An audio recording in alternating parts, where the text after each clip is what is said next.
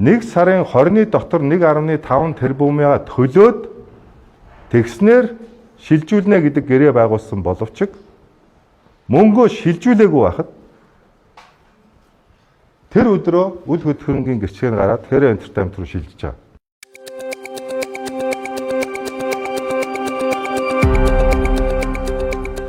Гэрээ таавартай холбоотой асуудлыг ярьсан.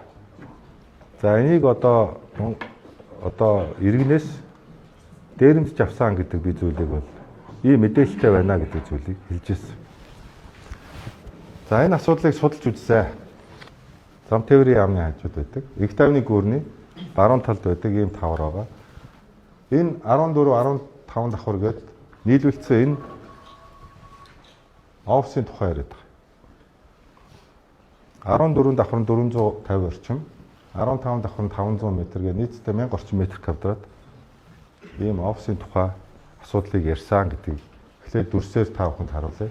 За энэ 14 давхрын Герман стандарт компани, 15 давхрын Герман стандарт компани одоо өөрөө бүртгүүлэхээр 2014 оны 6 сарын 20-нд улсын бүртгэлийн байгууллагад хандж байжээ. Саяны ярьсан Герман стандарт компани нэрээр 14 болон 15 давхрын үл хөдлөхөөрийн гэрчлэгээнүүд нь гарч байсан байна. 14 оны 6 сарын 20-нд. За Герман стандарт компани болон Hero Entertainment Group 2017 оны 11-р сарын 22-ны өдөр худалдах авах гэрээний дагуу 15 давхрын 556 м квадрат талбайг гэрээ байгуулж худалджээ. Тухайн үед метр квадратыг 680 мянган төгрөгөөр үнэлж нийтдээ 378 сая 80 мянган төгрөгөөр худалдах авах гэрээг байгуулж байсан байна. Улмаар Hero Entertainment компани нэрээр 18 оны 10 сарын 12-ны өдөр 15 давхранд шилжсэн байна. 2021 оны 10 сарын 26-ны өдөр Герман стандарт компани Green Pinus компани хооронд үл хөдлөхөөрөнгө худалдах авах гэрээ байгуулж 14 давхрын 476.6 м квадрат талбайг 700 сая төгрөгөөр үнэлж худалдан авсан байна. За энэ үл хөдлөхийн гэрчлэг нь 21 оны 11 сарын 1-ний өдөр Green Pinus гэдэг компани нэрээр шилжсэн байна. За одоо 2025 оны 1-р сарын 8-ны өдөр Hero Entertainment Group компани хувьцаа эзэмшигчдийн 2021 оны 1-р сарын 8-ны өдрийн тогтоолоор энэхүү 14 давхрын 476 м квадрат талбайтай офисын зориулттай хөрөнгийг худалдан авахыг зөвшөөр тогтоол батлаад энэ гэрээнд гарын ус зурхыг Баатар захирал зөвшөөрсөн хувьцаа эзэмшигчийн тогтоол гарсан. За энэ тогтоолд Hero Entertainment Group-ийн 50% хувьцаа эзэмшигч Баатар ил оюун эрдэнээр гарын усыг зурж энэ тогтоолыг баталсан байна.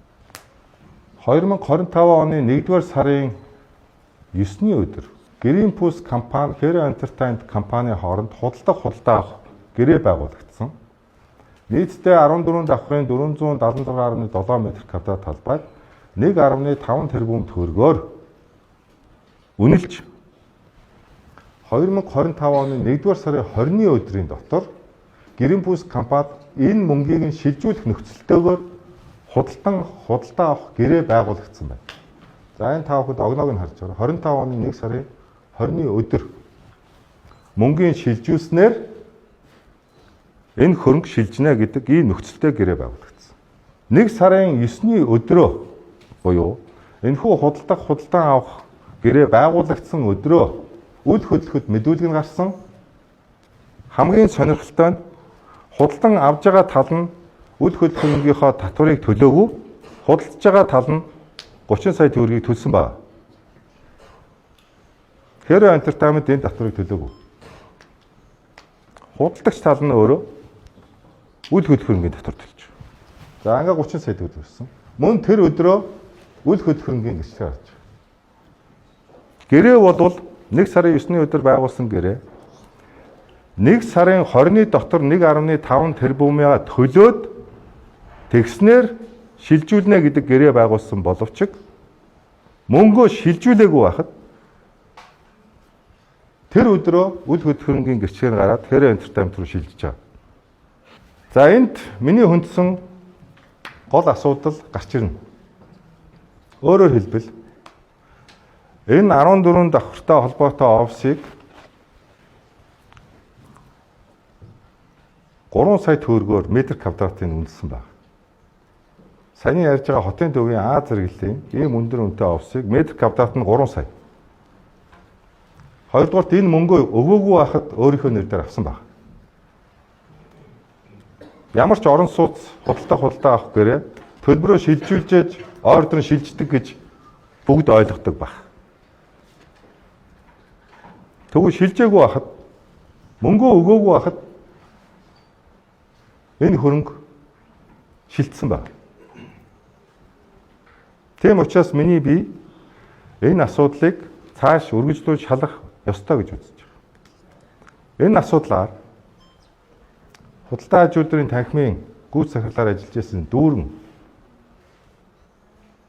энх хоёрын нэвтрүүлгээр ярьсан асуудлууд үнэн гэдэг постыг хийсэн. Миний мэдж байгаагаар дүүрэн хууль усаар дээрэмдсэн гэх энэ үйлдэл учир холбогдлын талаар тухайн үед энэ асуудлаар Лусан намсрын оюун эрдэнэ Хөрөбаатар Амундра гэсэн 3 хүн сууж байгаа дүүрэнд хэлжсэн үгийн агуулга эннээс хойш өөрөө цагдаа орогдсон гэх үйл баримтын талаар холбогдох хууль хяналтын байгууллагад мэдүүлгээ өгөөд явж байгаа. Тийм учраас энэ асуудлыг хууль хяналтын байгууллагад өнөөдөр миний бие шилжүүлж албан ёсоор шалгуулахаа илэрхийлж байна.